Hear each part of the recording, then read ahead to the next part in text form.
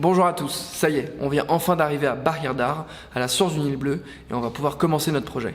On voulait en profiter pour revenir avec vous dans cette première vidéo sur notre arrivée en Éthiopie, et notamment à Addis Abeba, où on a découvert un lieu assez atypique qui est le Mercato.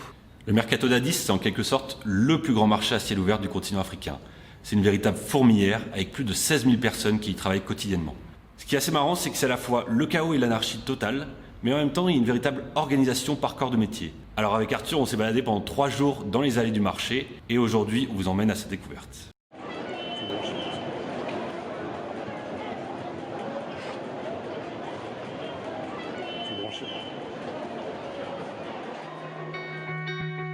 C'est sans s'en rendre compte que nous sommes arrivés dans le Mercato.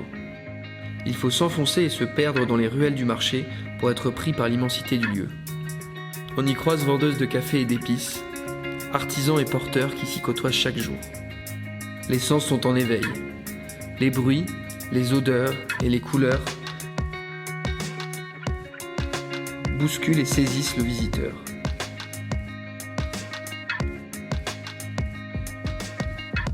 Ici, on récupère tout. Le Mercato est un modèle de recyclage, mais bien éloigné de la vision écologique que l'on s'en fait.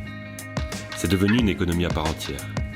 Et pour beaucoup, un moyen de se procurer un revenu dans un pays où 44% de la population vit encore sous le seuil de pauvreté. Mais l'Éthiopie se modernise à une vitesse incroyable. Elle connaît une croissance à 2 chiffres et voit le niveau de vie de sa population augmenter.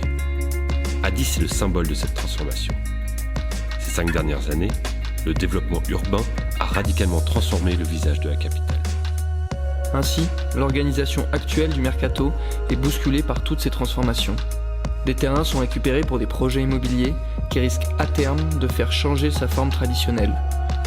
Comme dans beaucoup de lieux, Mercato illustre les tensions entre d'un côté le désir de modernité et de l'autre celui de préserver une partie de ses traditions.